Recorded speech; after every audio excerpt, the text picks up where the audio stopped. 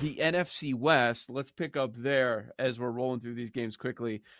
Niners and Cardinals. It's a meaningless game for both sides. The Cardinals are, what's the line now? Are we past the 4? We were at the 4 yesterday. Doesn't know his foot surgery, doesn't know the Cardinals 4.5. BetMGM has 4. There are a lot of 4.5s out there. Total 42.5. And Brock Purdy's out. This is a Josh Dobbs game. James Conner's out. Whatever. I'm not doing anything in this game. We're supposed to take the dog. Do you want to bet on Josh Dobbs and take Shanahan with the way things have gone with San Francisco this year? No. I'm not interested either. All right. Chicago, Green Bay. You threw out the idea of taking the Bears, getting double digits. And LaFleur is saying all the stuff that maybe he thinks he's supposed to say with the media. The starters are going to go. You kind of need to read between the lines with a lot of these coaches. Just because they may say they're going to play their starters, that could be a series or two. That's going to be the situation with Buffalo. Do the Packers need to win? Well, they're in the playoffs, and if they're the 7, they go against Philly, and 6, much more advantageous spot. They need a win and a Washington loss to get to that 6th spot, so they need help. Josh Jacobs had a few eye-opening things that kind of put some clarity on this game. Here's Josh Jacobs with the media yesterday. Quote, "Just being honest, being realistic. I don't see me taking that many carries in this game. Obviously, I want to play. I'm going to push to play, and I'm playing. But I don't see myself taking 30 carries." Josh Jacobs basically announced, like, the key starters, we're going to be out there, but we're not going to play a lot against the Bears in a completely meaningless game. The Bears have lost 10 in a row, and they are going to try to avoid going 0-8 on the road this season. I think there's a really possible chance that Washington is up 17-3 at half against Dallas, and Green Bay just says, forget it. And they pull everybody third quarter, fourth quarter, if not earlier. Mm-hmm. I also don't think, we've seen Green Bay the last few years go on the road and hang against some good teams. They go into Dallas last year, pound Dallas. They go into San Francisco, go, blow for blow with the Niners, who end up going to the Super Bowl last year. Green Bay doesn't appear to be intimidated by anybody in the NFC. So I don't think that they're going to panic and go, oh, we got to beat the Bears because we got to. No, I don't. I think the confidence there is exuded by the head coach, and they don't seem, at least to me, to care where they go. They know they're going on the road. And I looked at a number that was probably going to be in that 6.5 range, is now out to 10.5 at a couple shops. The Bears are dumb enough to try and win this game, get a worse draft pick, build motivation with Caleb Williams. I'm not saying Bears money line, although that price is way higher than it should be on Chicago on the money line. Chicago took Green Bay to the wire at home. No, that doesn't mean that it'll happen Sunday. That was the block kick game where the Bears were kicking the field goal to win the game against Green Bay.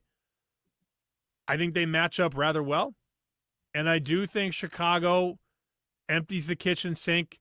You see some things maybe we haven't seen all year. It could be the last time we ever see Thomas Brown calling a game.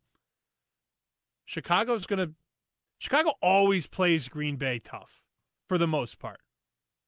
I just oxymoron myself. Always and for the most part. Chicago's going to try in this game. And that oftentimes in Week 18 is enough. They know that they can do no wrong in this organization for this ownership if they beat the Packers.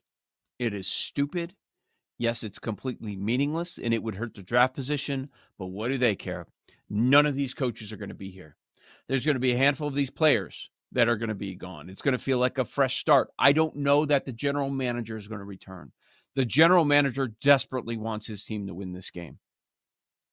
So getting double digits against a team that's going to be pulling players, I think you're right. Like this is the look. Like, here's the hesitation. Since firing Eberflus, making Thomas Brown also the head coach, all of a sudden the offense has taken a lot of steps back. Since they fired him, promoting Thomas Brown, they're averaging 11 points per game. So what happens here? But man, 10 is just so much. And then if you're sitting pretty, like you mentioned, they'll be watching the Washington score. You're going to pull Jordan Love, right? You're going to pull Jordan Love, I would think. Who's I was already looking at dealt with multiple injuries this year, Jordan Love. Yeah. Why Like put who him else? out there in a game that truly doesn't mean much? You're in the playoffs and you're going on the road. Mm-hmm. It doesn't, to me, it doesn't matter where they go. Now, you'd rather Yeah. go here than there, perhaps, but they know what they have to do. They need to win a bunch of games on the road. DJ Moore. He is 11 receptions from 100. He's 8 from his career best. He's 120 yards from 1,000 yards. He had 7 catches against Green Bay last time. Just pointing that out. The prop is 5.5. The yards is 57.5. Maybe a little temptation there, but I guess the Bears. Like if you're looking for a team in a contest and you're getting double digits, I don't think that's the worst look in the world. 41 the total. I'd go under there. It's open 42.5. I agree with the move down. How many points does Chicago score? 13. Yep. 20-13, 21-13 type final. I'm not saying Chicago's going to, win the game. Although I do, like I said, I think that Green Bay price is a little too high. But here's what happens in Week 18. The bettors come in and they moneyline parlay Tampa to Green Bay to Denver. Or they come in and they bet Atlanta to Seattle to Green Bay. So a lot of these favorites late in season, Week 17, Week 18, the spread is shorter than the money line price, if that makes any sense. A lot of these favorites, they just jack up the money line price but keep the spread relatively in line with what it should be. Like Green Bay, Chicago should be 9-10. But the money line should be Green Bay minus about 400. Well, there's minus $5 or higher on Green Bay. So they make the money lines on these favorites just a smidge more expensive because they know that people are going to come in and lay them. Sunday Night Football game of the week, Vikings at the Lions. The Lions are a very popular bet, and the Vikings seem to be popular with the bigger bettors because the big money bets seems to be on Minnesota at this point in the week. But hey, it's Friday. It's a holiday week. A lot of people haven't gotten their bets in. Here we go. They were dead wrong on the total. We talked about that earlier. It goes from 51.5 now up to 56. And Detroit, there's a lot of threes out there. So let's call it 3. Look, man, when people were celebrating Dan Campbell after Monday night, we came out here and said, okay, that's all fine and well. But that was not our reaction to the game. Our reaction was and has been for a while that the Lions can't stop anybody. So I have no belief that they're going to be able to stop O'Connell's offense with the way that Darnold has been rolling and all the weapons that they have with that offense.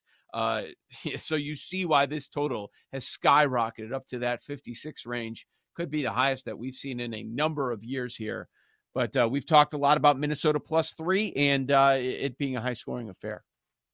Last meeting, 31-29. Both teams knocked at the door of 400 yards. It was up and down the field, and these defenses are not as healthy as they were in that first meeting. So that explains why this total opened high and has been bet up. You also have 2 coaches who have shown the propensity to go for it on 4th down. And who knows, maybe this is the game Campbell goes for it on 4th and 1 from his own 19 and doesn't get it. Yep. And Minnesota walks into the end zone.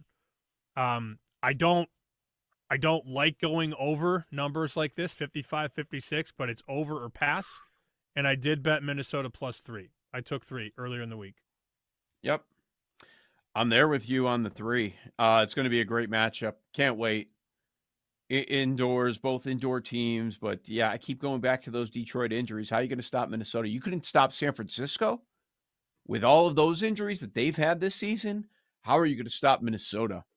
So I understand the move on the total. It's going to be a fun game. Fun way to end the regular season. Probably not a lot of games that you don't want any part of. You don't want to bet. You probably don't want to watch coming up on Sunday, but it's all going to lead to this one. And so much on the line. They're going to talk it up as far as winning the division, but not having to play in that wild card round is massive. Getting that 1 seed, and more importantly, maybe home field throughout the playoffs. So much on the line. These coaches are going to go all out. I can't wait. Best game maybe Yeah. of the season in terms of what's Could at be. stake. 1 seed in the entire NFC hanging in the balance. Flexed it up to Sunday night. Awesome game. Yeah, and so the side that loses, now you're talking about, okay, we lost, not only did we lose home field, but we lost a home game. We lost a home game. Now we've got to go to Tampa Bay or the Rams, probably not the Falcons, but there is that remote possibility. Likely looking at going to visit the Bucs next week. So that is a big difference from not playing and then having home field throughout the NFC playoffs.